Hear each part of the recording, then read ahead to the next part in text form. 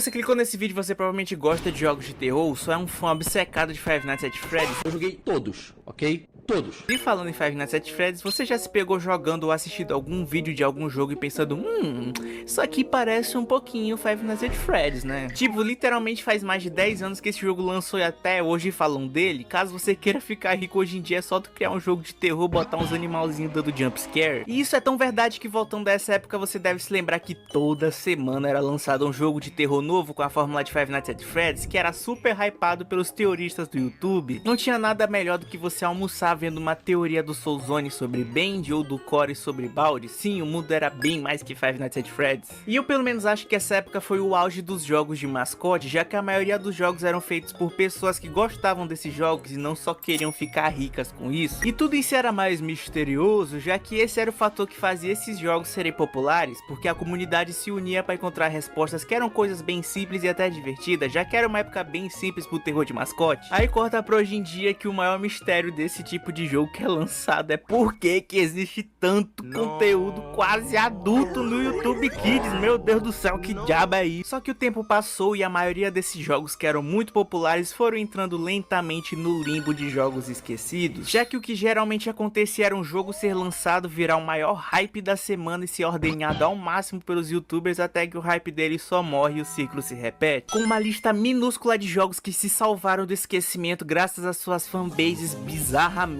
fiéis, né, Five Nights at Freddy's, mas nem todas tiveram a mesma sorte. Como o Hello Neighbor, eu acho que esse é o conceito que eu mais gosto de um jogo de terror, já que ele em si é sobre você invadir a casa do seu vizinho e descobrir as privacidades dele. Tá, pensando agora, isso não é muito engraçado, na verdade é um conceito bem bizarro. Não gastem o réu primário de vocês assim, crianças. Agora falando sério, todo o hype desse jogo andava em volta do vizinho ser muito suspeito, já que ele tava claramente escondendo alguma coisa bizarra dentro do porão dele. Esse bicho nem sabe disfarçar e o seu objetivo era descobrir o que era. E isso fez esse jogo explodir, já que todo mundo tava super ansioso pra descobrir o que diabo o vizinho escondia atrás dessa porta. Um corpo, o ritual satânico, internet e o filme 2. E eu lembro que em todo canto do YouTube só tinha vídeos sobre essa porta, desde o YouTube brasileiro até o The Game Theorist. E um detalhe que é bom citar é que nessa época o jogo tava só na alpha, que é tipo uma versão de teste sem ser o jogo completo, tanto que a casa era bem pequenininha, e eu quero que você lembre bem desse detalhe, já que com o passar das versões a casa foi ficando cada vez mais gigante e real, tipo, meu Deus, tem um trem passando aqui. E foi bem aqui a decaída de Hello Neighbor, porque ele só parou de ser um jogo de terror, já que esse jogo dava medo porque o vizinho tinha quase que um chat GPT na cabeça dele, a IA dele era muito inteligente, e se você não tomasse cuidado ele te pegava facinho, o que fazia você sempre ter boas perseguições com medo a mais. E depois de um tempo o jogo finalmente lançou, só que a casa já tava tão grande que virou basicamente um jogo de parkour, já que você mal via o vizinho no jogo todo, você basicamente só ficava pulando de um lado pro outro, mudando de sala, além de que esse jogo tava todo bugado, velho. E por fim, o que botou um último prego no caixão desse jogo foi que o mistério do que tinha no porão já tava tão grande, com tantas teorias boas, que o que tivesse lá dificilmente ia satisfazer as expectativas da comunidade, já que tinha que ser praticamente perfeito pelos anos de espera, e como você deve imaginar, só não foi. A lore era basicamente que você encontrava revelações sobre o passado sombrio do vizinho, como o sequestro de uma criança que era filho de outro vizinho,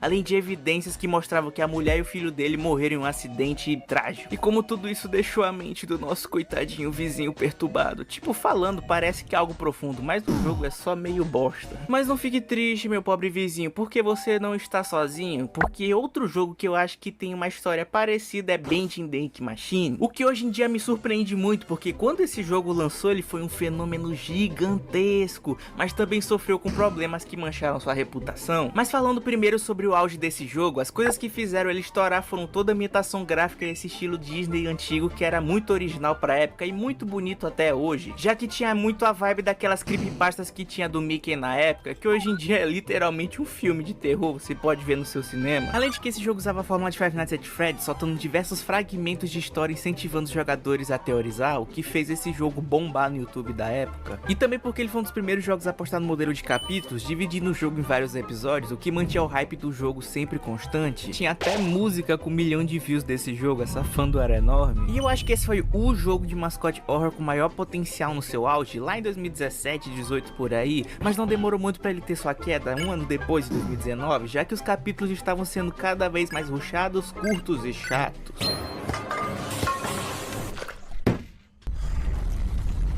Onde que eu errei? Onde que eu errei? Além de que os desenvolvedores claramente só priorizavam lucrar com essa franquia, eles investiam mais em produtos como pelúcia do que em conteúdo pro jogo, de certa forma abandonando a arte pelo dinheiro. E daí só piorou, eles até tentaram reviver a franquia anunciando um novo jogo em 2019, só que ele só foi lançar em 2022, numa época que em um deserto tinha mais gente que fã de Band Dake Machine. E o último prego no caixão foi quando vazou o quanto a empresa desenvolvedora do jogo era tóxica e cheio de coisas realmente bizarras, com alguns ex-colaboradores insinuando que o ambiente de trabalho era hostil, com casos até de assédio, com decisões criativas muito focadas no que dava dinheiro sem valorizar os artistas. E aqui você vai começar a perceber um padrão de como esses jogos criam um ciclo de hype, mas na hora tem uma entrega fraca, o que faz só a fandom morrer com o tempo. E outro jogo que literalmente reflete isso é Yandere Simulator. Esse jogo tem tantas controvérsias que dá pra fazer um vídeo inteiro sobre isso, mas enfim. Eu lembro que lá pra 2014, nessa época, esse jogo e Five Nights at Freddy's estavam pra ser criados, existia um hype absurdo sobre os dois, quase como uma briga de fandoms pra saber qual seria o maior jogo de terror da época. Hoje em dia a resposta disso é fácil, mas na época eu genuinamente achava Yandere Simulator maior. Afinal ele tinha uma ideia muito original e que era muito famoso na época por causa dos animes, que era você controlar uma garota Yandere, que é uma garota obcecada de uma forma meio assustadora por alguém, que tá disposta até a matar pelo seu senpai, e é isso que você faz. O jogo era bem divertido e teve um crescimento bem rápido graças ao YouTube, e eu achava as gameplays muito engraçadas e todo dia saía um vídeo novo ganhando milhões de views, assim como o FNAF. Só que a principal diferença entre esses dois era que enquanto Five Nights at Freddy's lançava um jogo novo dia sim, dia não, Yandere Simulator até hoje, 10 anos depois, não lançou nada, não teve o jogo ainda. Já que o criador desse jogo é meio louco da cabeça e nunca aceitou a ajuda de ninguém, queria fazer tudo sozinho, e ele fez tudo errado e cagado. Então a comunidade começou a investigar o que diabo esse cara tava fazendo em vez de trabalhar no jogo dele, tendo em vista que tinham sido doados milhares e milhares de dólares pro desenvolvimento desse jogo. Só que meio que quem começou essa investigação se arrependeu bastante, porque esse cara tem uma vida muito cabulosa. Descobriram que ele passava o dia todo em fórum sendo tóxico e abusivo com quem criticava ele, até com os próprios fãs do jogo dele. As long as somebody is in your party, you're fucking retard, sold out. Go fucking kill yourself, dumb shit. E quando ele não tava fazendo isso, ele tava fazendo coisas e conteúdos inapropriados com os personagens adolescentes do jogo dele. Tipo, é até difícil falar isso aqui sem ter meu canal banido, mas ele literalmente gastou 3 mil dólares numa bonequinha de um personagem do jogo dele pra fazer aquilo lá que você já sabe. E no fim das contas, Yandere Simulator é um exemplo clássico de como uma ideia boa nunca vai ser sinônimo de sucesso a longo prazo se não tiver uma pessoa com humildade e trabalho colaborativo em sua criação, ou um criador que não é completamente louco das ideias. E um jogo que até que teve esses elementos em sua criação, mas acabou sendo esquecido também, foi Baldi's Basics, que foi um jogo muito popular mesmo, lá pra 2018 também. Tu sabe que o jogo tá hypado quando tem música dele no The Living Tombstone. E o mais engraçado é que esse jogo era só um projetinho de Game Jam, que caso você não saiba o que é isso, é basicamente um Battle Royale de desenvolvedores de jogos. Esse jogo se destacou muito por sua estética propositalmente bizarra e retrô, que era também muito original, já que era inspirada naqueles jogos educacionais dos anos 90, que já eram meio bizarros, só que aqui eles realmente te matam. E o objetivo do jogo era bem simples, você tinha que fazer umas questões de matemática, o que pelo menos eu já acho muito aterrorizante. Só que quanto mais você errava elas, mais seu professor careca ficava puto com você e queria muito te perseguir e te punir por isso. Esse jogo é literalmente a vida real. E como você deve imaginar, a fama desse jogo também se deve ao YouTube e ao Markiplier, igual todo jogo dessa lista. Oh meu Deus, que surpresa. Mas também tiveram momentos lendários desse jogo no YouTube BR, já que esse jogo em si era muito esquisito e gerava muitos momentos que viravam memes, tipo o Corey falando "eu vou mamar". Toda essa fama fez com que eles finalmente pudessem lançar o jogo completo de forma oficial, só que o problema foi que o jogo era só mais do mesmo, não tinha nada novo nem na gameplay ou na história que alimentasse a comunidade, além de que demorava muito pra lançar qualquer conteúdo novo, o que fez esse jogo cair no esquecimento bem rápido. Eu não acho que esse jogo em si tenha sido um fracasso, já que ele soube aproveitar muito bem o terror e a nostalgia pra criar algo original. Ele foi lá e cumpriu o papel dele muito bem, seguiu o ciclo dando espaço pra outro jogo passar por esse mesmo loop, mas Baldi sempre será lembrado como um dos maiores jogos da geração dele, dele, mas na minha opinião um jogo que mais representa o fracasso pela falta de conteúdos novos é Tattletale, que era um jogo indie de terror lá de 2016, no auge de Five Nights at Freddy's. Eu lembro que eu passava o dia todo vendo os vídeos do Pirate Cove sobre esse jogo, e o jogo era basicamente sobre Furbies, que eram uns brinquedinhos que todo mundo jurava de pé junto que eram do demônio e que supostamente deu processo com Tattletale. Eu não duvidaria, né? Olha isso aqui, é quase igual. E aqui você joga com uma criança de 5 anos na véspera do Natal de 1998, que abre seu presente escondido 5 dias antes do Natal, que é um bebê Tattletale, que faz uns barulhos muito altos o tempo todo. Sério, esse bicho parece que tá ansioso e precisa que você cuide dele como se fosse seu filho.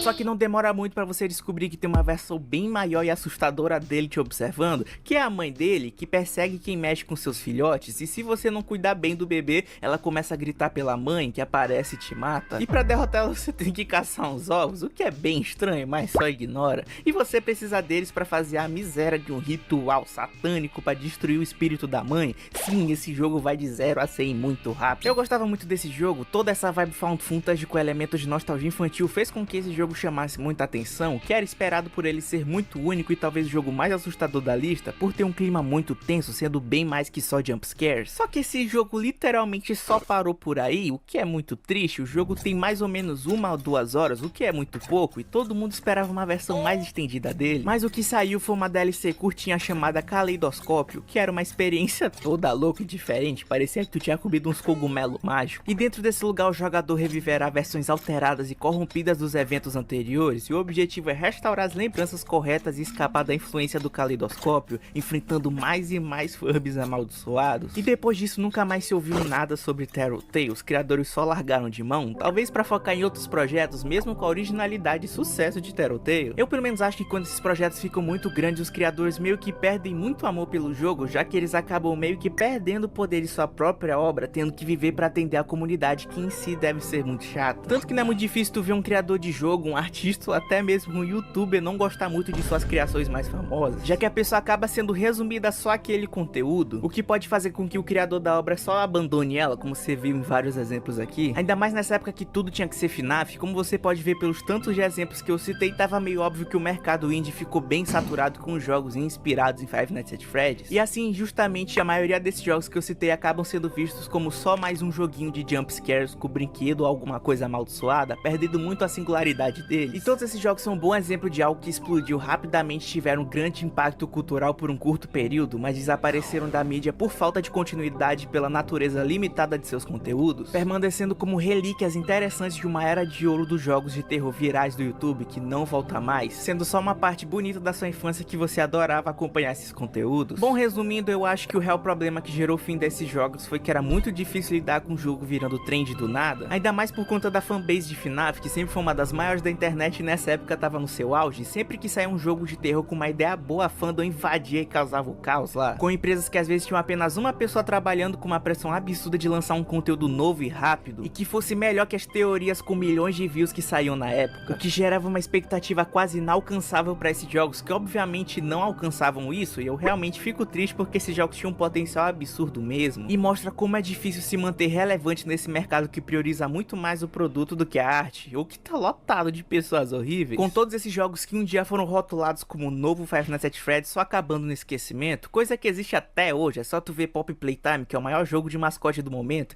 vamos ver se ele vai entrar nessa lista no futuro, né? Mas mesmo assim eu fico feliz de relembrar essas mídias que foram tão importantes pra minha infância e fizeram eu amar esse tipo de jogo que eu faço vídeo hoje em dia, então isso me influenciou bastante. Eu espero que você também tenha tido essa nostalgia e gostado desse vídeo. Enfim, eu sou o Haku e até a próxima reencarnação. Tchau! Pensa, pai.